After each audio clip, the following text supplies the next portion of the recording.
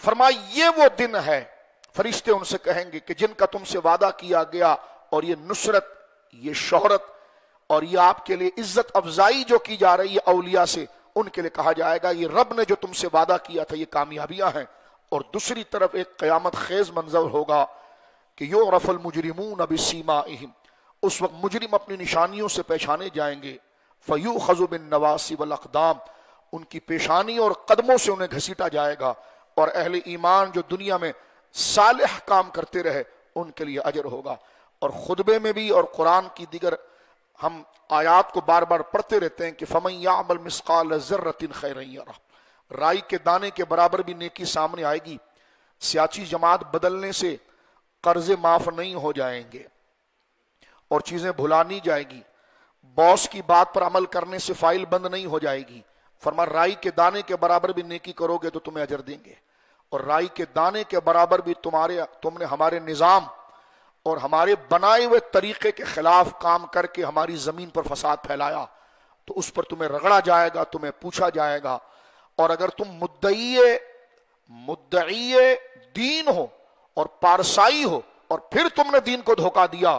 تو فرما ضعفین، پھر دو طریقے سے تمہیں رگڑا جائے گا۔ ایک تو وہ جو تھا دنیا دار، اس نے غلط کام کیا، اور تم دیندار تھے اور دین کا تم نے سودا کیا جان بوجھ کر، وقتی سہولت اور آسائش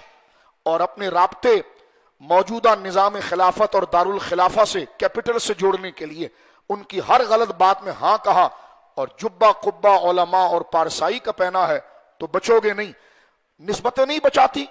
تو یہ بد فعلی کرنے سے نسبت تو پہلے کٹ گئی ہے تمہاری، نہ تم خود مرید رہے اوپر کے، آگے بے وقوف بنا رہے ہو لوگوں کو، تم خود مرید نہیں ہو تو تم آگے کیا بیعت کرو گے؟ یہ بد عملی بد اعتقادی سے تمہاری سند اوپر سے کٹ چکی ہے۔ جب سند کٹ گئی ہے تو وہ فیض ختم ہو گیا۔ نسبتیں ساتھ دیتی ہیں لیکن نسبت تمہاری بد اعتقادی، تمہاری مداہنت، تمہاری حرص، تمہاری لالچ اور تمہاری دنیا طلبی اور اپنے نمود اور خود پسندی کی وجہ سے وہ نسبت کٹ چکی ہے۔ اب صرف جبے قبے پگڑیاں ہی رہ گئی ہیں، نسبتیں فائدہ دیتی ہیں لیکن جب وہ تم لے کر تو آؤ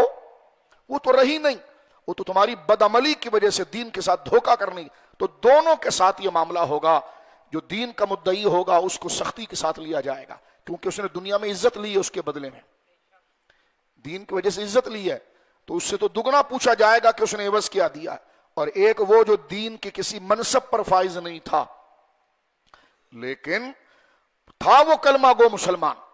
تو اس سے بھی پوچھا جائے گا اس درجے کے اندر جو قرآن کہہ رہا ہے۔ اور العیاذ باللہ ایک وہ ہے جو سرے سے دین ہی کا منکر تھا، العیاذ باللہ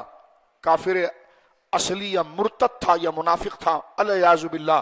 تو ان کے لیے تو دردناک عذاب دائمی ہے۔ اب آپ دیکھیے وہ قیامت خیز نشانیاں جو میں نے اور آپ نے خود جان بوجھ کر اپنے قریب کی ہوئی ہے، اور یہ قیامت سے پہلے جو ہم نے اپنے لیے عذاب کو کھڑا کیا ہوا ہے وہ کیا ہے؟ میں اپنی اصلاح کے لیے، آپ کی اصلاح کے لیے قرآن کریم کی ان دو آیات کے بعد مختصر ہوتا ہے، یہ چند احادیث ذکر کرتا ہوں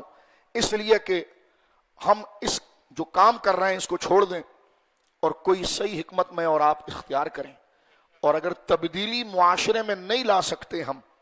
اور جو چیز یہاں ذکر کی جا رہی ہے ہمارے پاس اتنی طاقت اور اختیار نہیں کہ ہم نظام کو بدل دیں،